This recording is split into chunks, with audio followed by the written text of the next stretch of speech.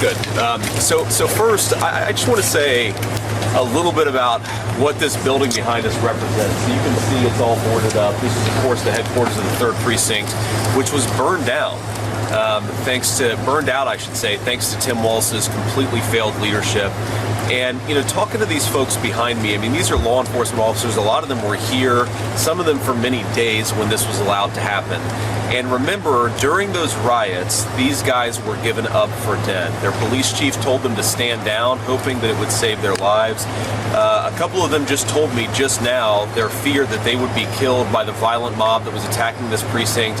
And the important question is, what were their leaders, in particular, what was Governor Tim Walz doing to keep these officers safe and to bring order to the city of Minneapolis? The answer was absolutely nothing. They describe being left for dead by the person who wants to be the Vice President of the United States. And to all the folks who are watching this, I think the message is very simple. That do we want a kind of leader who stands with the law enforcement, who fights for them, who protects their lives as they go about keeping us safe? Or do we want someone who encourages rioters and looters to burn down this precinct, who leaves the officers for dead, and then a president who then bails out some of those same rioters and looters out of prison? I think we want the law and order president. We want somebody who stands with our law enforcement, and most importantly, who stands with the communities that depend on law enforcement, and that means we want Donald J. Trump as president. I want to give some notice and some appreciation just by name to the folks who've joined us here today. It's a little chilly. I'm an Ohioan, so this is cold as hell for early October, mid-October.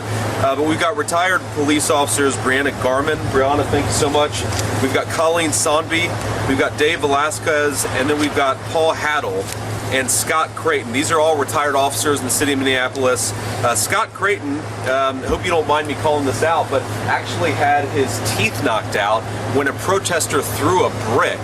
Again, completely unprovoked, completely unnecessary, and completely abandoned. And because of it, Scott, thank God it wasn't worse, but certainly had a very serious injury. We're also joined by Sheriffs Joel Brott and Wayne Cyberlick and Brian Welk. Thank you all for being here.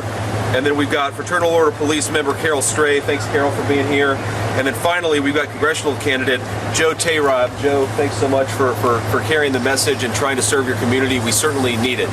We have to remember that what this represents is the complete abandonment of basic public safety by the leadership of this state, including Governor Tim Walz. When the National Guard came 3 days into the riots, let's remember what happened.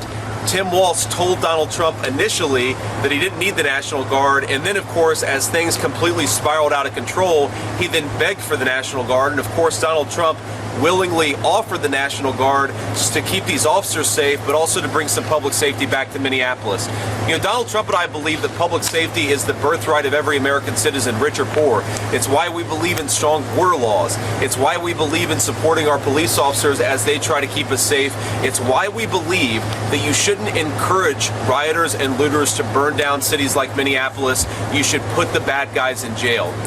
You know, as I was thinking about what I was going to say today, it occurred to me that there's a fundamental racist assumption at the heart of most progressive arguments about violent crime. This idea that somehow it is racist to enforce our laws and to throw violent criminals in jail is absurd, because we know that most black Americans, whether in Minneapolis or outside of this city, are law-abiding citizens. Black Americans, white Americans, everybody wants us to throw away the bad guys. If you look at violent crime in our cities, it's actually a very small number of people can contribute an extraordinary amount of the violent crime. If you just empower law enforcement to go after the bad guys, you can make people's communities safer. You can give every rich and poor American the right to safety in their communities, and you can make sure that the most violent criminals are locked away instead of set free into our communities. We started out, we did another event here in the Minneapolis area, and people talked about moving out of Minneapolis. People talked about the 1,400 businesses that were destroyed, a lot of them who are owned by minority members of this community. People talked about how Minneapolis had one of the great quality of lives 5-6 years ago, but thanks to the leadership of Tim Walz has now become overrun with crime, increased rates of violent crime, and so to the point where a lot of people feel like it's easier to move out of Minneapolis than to build a life here.